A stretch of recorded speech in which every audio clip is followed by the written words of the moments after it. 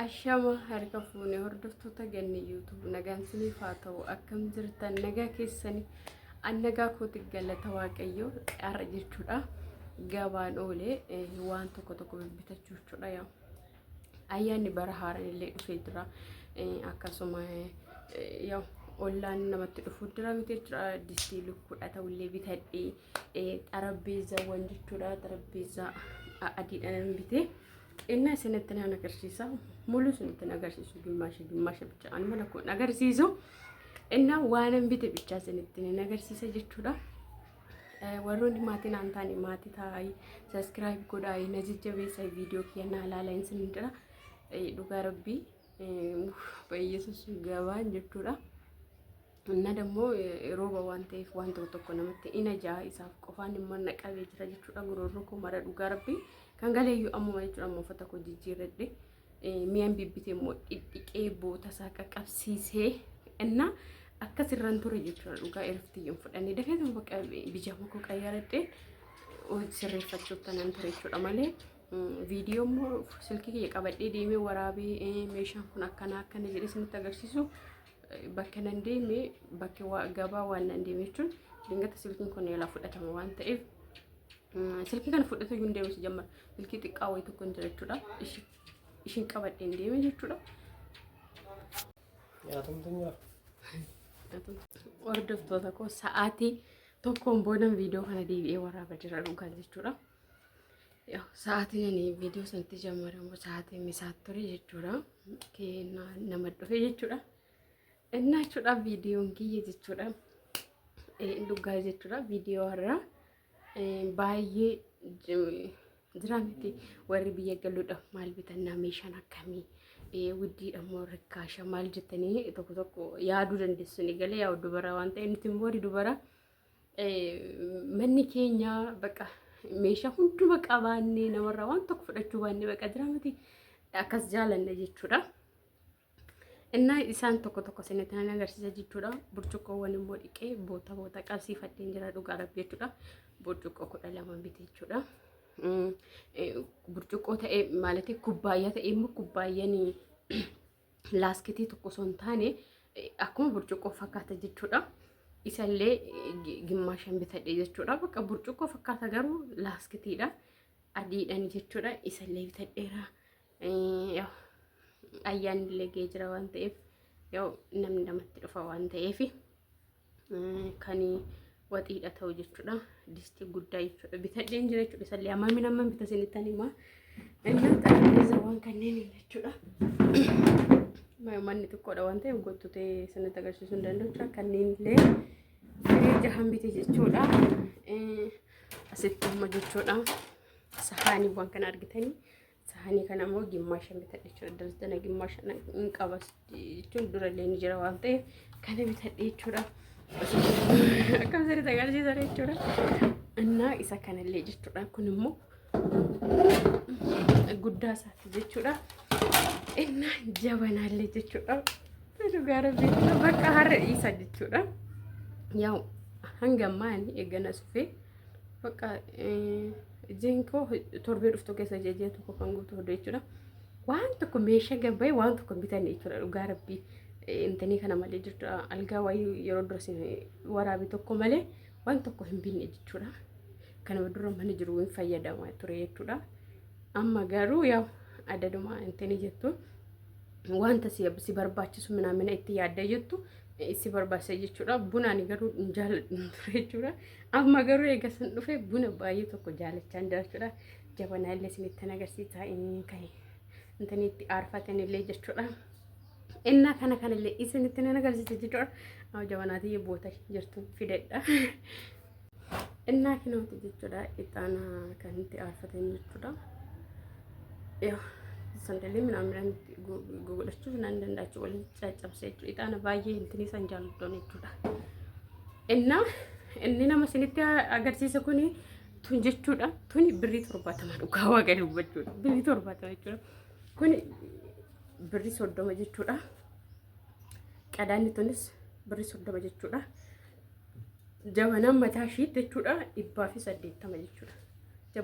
Jabanaan mataa ishee 180 jechuudha. Inna akkasittan biti jechuudha. Inna misaa nyaadhe immoo na deeffachisiisuun jechuudha. Inna kana fakkaata jechuudha. Ammoo distii isinitti agarsiisa jechuudha. Distii kan lukkuudha ta'u jechuudha. Isinitti agarsiisa isinidha. Hordoftoota koo na duukaa bu'aa jechuudha. Burcuqoowwan immoo maaramee jechuudha. Akkuma dhufee dhiqee jechuudha.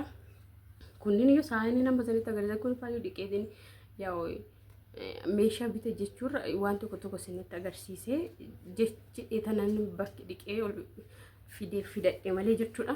Burcuqoowwan immoo daraddaradheen jira waan ta'eef fideen gimmaasha fideessanitti agarsiisa. Isa pilaastikii isaan pilaastikii ta'e isa burcuqoo sha'intanii fakkaatu isinitti agarsiisa. Inni akkasi jabanaati yemmaa argan ol kaawwadha. Oh my god. Kinooti jechuudha burcuqoon kuni kan pilaastikii garuu intanii fakkaatu burcuqoo shaakilaa jechuudha. Garuu pilaastikii argitanii intanii jedhu lallaafullee garuu bakka tankaarradha. As nama jira dhugaa rabbii isa kana fireeja bitadhe jechuudha. Yaa hojjaa isinitti agarsiisu dhiqeen jira kan walitti margitan jechuudha. Firee gimmaasha isaan bitadhe jechuudha.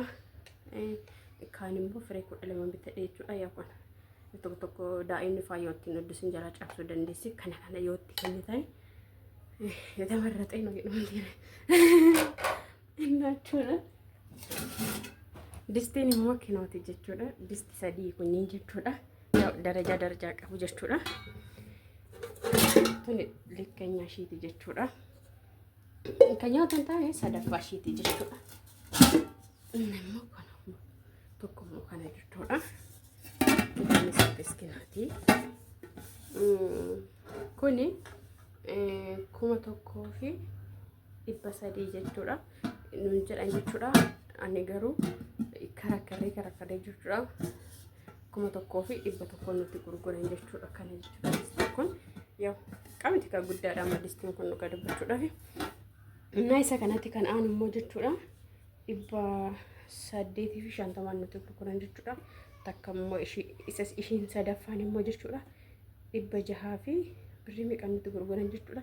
Innaa kan inni bitadhe absiitiidhaaf yaa absiitiidhaaf sun waxiillee itti godhachuun danda'amu absiitii yeroo tokkotti buufadhu. Kan immoo waxii lukkuudhaaf jechuudha.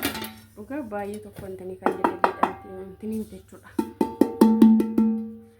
Sanirratti dabaddabee hordoftoota koo innaa kana fakkaata jechuudha. Yoo itti mootanii isinitti agarsiisa jechuudha. Argitanii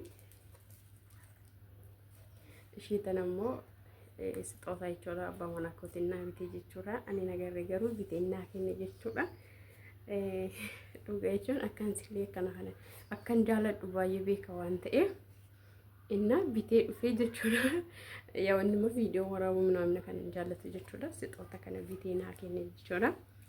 Inna haadha koo kidaanii biratti naa kenne jechuudha.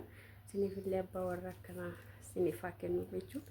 Bakka sixoota jenne sixoota akkanaati dhugaa waaqaa jechuudha. Minaa bitanii kan namaaf kennamu kana bitee naa kenne jechuudha. Innaa asitti yeroo intanii godhadhee bakka asitti akkasitti teechifadha jechuudha. Akkasisiniin jedha hordoftoota koo. Innaa yaa burcuqoowwan immoo achitti gashee jira. Dhugaa Muhammasaa fa'aa saafaa lama bitee saafaawwan immoo ala jira maramii saafa lama gurguddaa lama bitee jechuudha. Yaa uffata kan ittiin miiccadhu jechuudha. Tokkos jira garuu isa immoo tokko ture dura kan uffata ittiin miiccadhu. Yaa inni baay'ee ittiin fa'aa miiccatamu bakka wandalaxeen beektuun ture saafa tokko hojjeta qabamaa ture jechuudha. Kan duraa sana immoo meeshaa mana itti dhiqadha. Kan ammaa lama bitee jechuudha. Saafa lamaan immoo jechuudha. Qoomee ala jira gindoon jechuudha. Kinoo fideen jira jechuudha. Saafa lama bitee jechuudha. Kan inni bitadhe jechuudha. Bishaan qaba jechuudha. Xiqqeensa jechuudha. Akkuma fideeni innaa kan inni saafa kan lama bitadhe. Saafaan kun birrii 200 jechuudha. Goggogaallee miti jechuudha. Laslaasadha waan ta'eef akka qallaalitti illee kan cabu miti jechuudha. Bannagaraatti illee inni meeshaa maratu iyyuu beeku jechuudha. Isatu marata malee ani beeku dhugaa rabbiin garuu hin beeka dhugaa rabbii jechuudha. Ani ndawum lallaafa dhaqu maal jedhan jabaatan hin cabamu namni isatu marata jiru dhugaa waaqa jechuudha. Ani meeshaa maratu hin beeku jechuudha. Inna deebisee immoo awaajii natti ta'a jechuudha. Dhugaa awaajii natti ta'a jechuudha. Bakka jedhamti sanis qalbiin koo iffeeti waan ta'eef akkasitti immoo birriin hin jiru awaaji natti haa jechuudha. Innaa saafaawwan koo kan fakkaata jechuudha. Saafaa uffata kiyyannaa ta'a jechuudha. Innaa viidiyoon kiyyarraa kana fakkaataa hordoftoota koo akka jaalattan abdiin qaba jechuudha. Jaalattan laayik sabiskiraayib gochuu hin dagatiin jechuudha. Mala kiyyaaf warri maatii hin taane maatii taa'an sinin jedha. Akkas kana ganaa babbareechifachaa jirra jechuudha. Wayyaa innaa kanarratti immoo viidiyoon hojjedhu immoo nan qaba inshaallah boru jechuudha. Warroonni manni keessan akka namni isin bareechuudhaan meeshaa bitattanii birrii keessan ergitanii meeshaan keessan akka isin barbaadan isiniif hin ta'u ooka birriin keessa isin jalaa ba'ee wanti isin barbaadda isiniif hin ta'u isiniif hin bitanii bilaashumatti birrii keessan dhabdanii kanarratti boru viidiyootti aanu isin hojjedhee innan dhufa jedheedha inshaallah rabbi haa jedhu. Inna viidiyoon kiyyarra kana fakkaataa waan wajjin turtanii guddaa tokko galatoomanii na jajjabeessan siniin jedha. Yawaanis immoo adadama akkasumatti jajjabaachan deemaa. Manni immoo qalamii hin dibne jechuudha. Yaa koomisitti galeera. Qalamiis immoo inshaallah nan diba jechuudha. Qalamii adii naannoo Itoophiyaa keessatti qalamii adii dhugaa rabbi balbala farra yoo akkasitti deemtan jechuudha. Betalay ispaaltirra jechuudha. Suuqii qalamii adiidha jechuudha. Akkasitti wanta akkasii jechuudha. Qalamii adii dibama malee balballi qorqoorroo kamuyyuu haa ta'u qalamii adiitu dibama jechuudha. Dhugaa akkasiin taane hin qaxxaamta jechuudha. Waan isaan maqaa akkas ta'e qalamii adiin dibamanii keessa jechuudha. Bara adiiti jechuudha. Bakka isin 2018 kun bara adiiti jechuudha. Namni jechuudha taaskiyyoo qalamii adii dibnu jedha. Dhugaa rabbi isaa akkatti isaan nama kofalchiisan doriite inni akkas jechuudha. Seerumaa wanda intiniin bahee jechuudha. Mootummaan baasee jechuudha. Qalamii dibama wanni martuu jechuudha. Zuuraan mana keetti amma gibbii nuti jiru kun gana haxiriin isaa minxir jedhee samoon isin fawwaraama inshaallah minxir jedhee irrantinii jedhee gana ba'ame ከዛም በኋላ ደግሞ ለስተነሚ ከዛም በኋላ qalamii adiin dibama jechuudha. Dhugaa waaqa dubbachuudha. Waa'ee gud balbalis adii ta'uu qaba jechuudha. Akkasii ani kanaaf isanis adiin diba kama lubbaye. Innaan kasisinin jedha. Ciao ciao oduu isinitti baasee jira.